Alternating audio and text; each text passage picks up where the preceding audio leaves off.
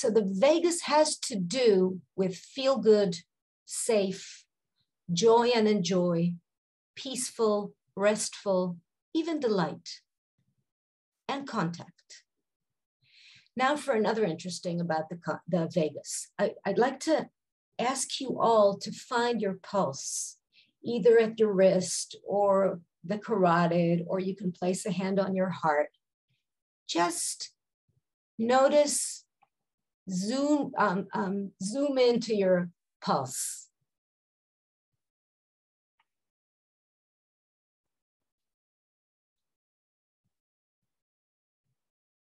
And see if there's any difference in the pulse from when you inhale and when you exhale.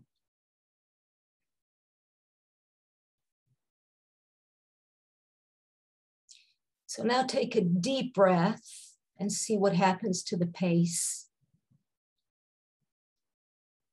And see if you can make the out breath a little bit longer and see if anything happens to the pace.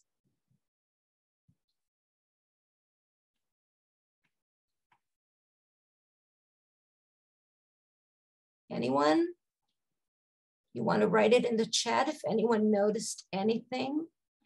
We don't all notice something. It's not a test. But if you have, the rate slowed when? During the long exhalation. This is something that Porges actually was researching before he got to the polyvagal theory. He said, or he found, that actually what happens is that the in-breath, what's in charge of the in-breath is the sympathetic system. Yeah, maybe that's why in a way you could feel it stronger, because the sympathetic system is a strong, aggressive system.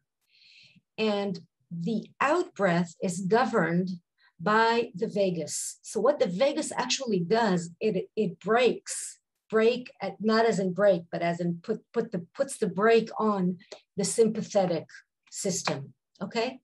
So the sympathetic pulse is actually quite quick, and that's what most of us have as a natural pulse. And when the out breath kicks in the vagal brake, the pulse goes down. So the vagus is actually in charge of lower heart rate, calm body, more immune system activity, more insulin activity, lower blood sugar, lower blood pressure. Everything seems fantastic. It's a wonderful thing to have. But, says Porges, that's actually not that way. It is also in charge of the terminal break that happens in bradycardia. So now I'm going to share screen again and go back. I don't know how many of you know what bradycardia is, but bradycardia actually is what goes on during when babies pass away, sudden infant death syndrome. Yeah. So look at this chart, and this is a normal heartbeat. Yeah. It goes up. This is every heartbeat is this. Yeah, it spikes. And in bradycardia, what happens is the vagus kicks in so much and so strongly that it brings the pulse to a slow, life-threatening slowness. Okay, and that can kill you. Or, and this is what Porges actually says, there are two vagus nerves. It's not one nerve that can keep you calm and safe and feeling good and wanting contact, and the other can kill you. There are two vaguses, or rather two branches for the vagus nerve. One of them, the first one, is common for us and for mammals. And it's called the ventral vagus. Ventral because Porges says that the two branches stem from somewhat different locations. One is more in the back and one is more in the front. So the one that's more in the front is the ventral vagus, is in charge of the organs above the diaphragm. This is the polyvagal theory. It's uniquely mammalian, says Porges. It slows down metabolism. It's a system that goes on during conditions of safety. It has to do with rest and digest, of movement, of joy. And Porges coined the name, the social engagement system. I didn't go into exactly why and what happens. Porges has a beautiful explanation, and he also has a beautiful way of saying how part of the social engagement system works by the way that we co-regulate with each other, by looking and hearing and feeling ourselves with another person, and how we do this co-regulation together, and also through a system of neuroception. And as I said, if we have time at the end, I'll go into these technical matters as well. But for the moment, we can just rest in knowing that this is the social engagement system, which is unique for mammalians who have a long period in which the babies are dependent on the parents.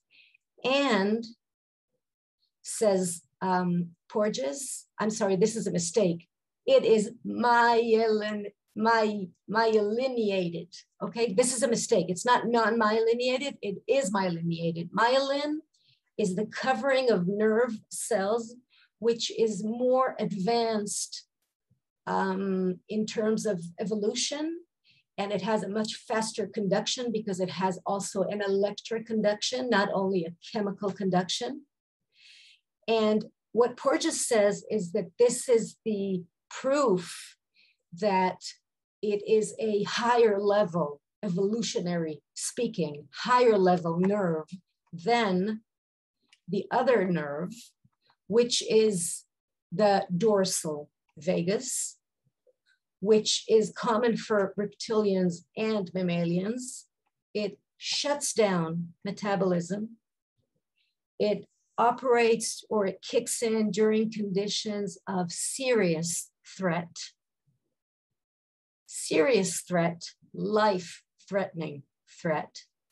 It has to do with immobilization, shutdown, and freeze. It's a defense mechanism, and of course, it's non-myelinated. Now you can see that I have a little star here, and the reason is that actually much of the criticism on the polyvagal theory has to do with this, because it's not really clear. It's not clear cut that there are actually two nerves, and it's certainly not clear cut that there are two differently myelinated nerves.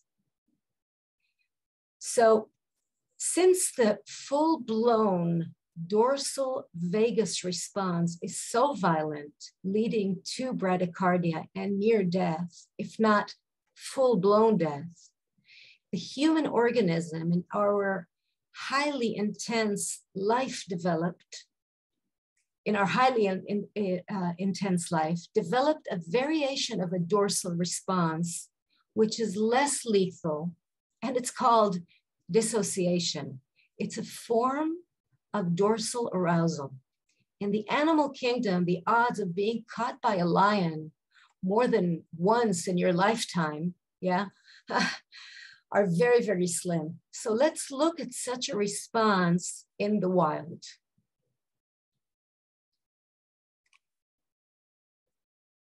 And it's quite self-explanatory. Let me just double check. I'm not sure that I have the volume on, so let me just check. Yes, I do. All right.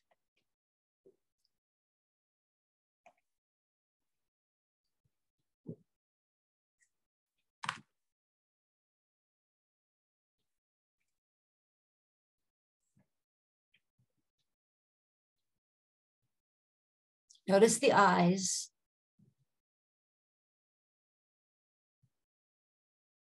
That's a shock response.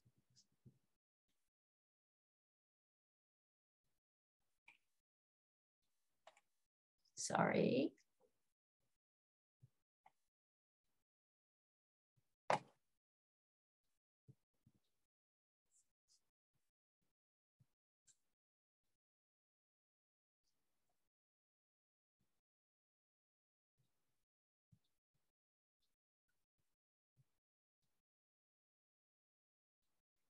Now a jackal is arriving and distracting the cheetah.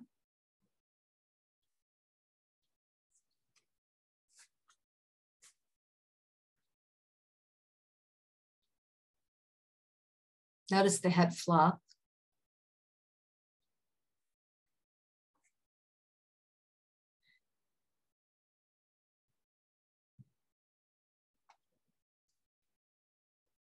Lucky Impala.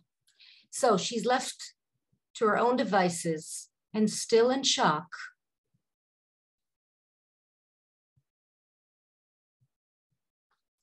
So you could see a little bit of pulse. Now the breathing starts.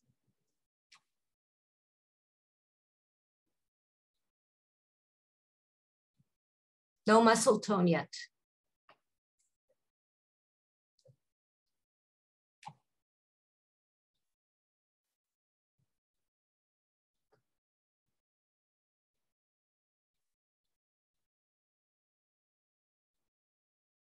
Shaking and trembling,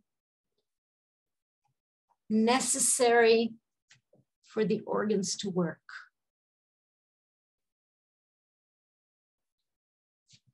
And when it can, it jumps off into the horizon.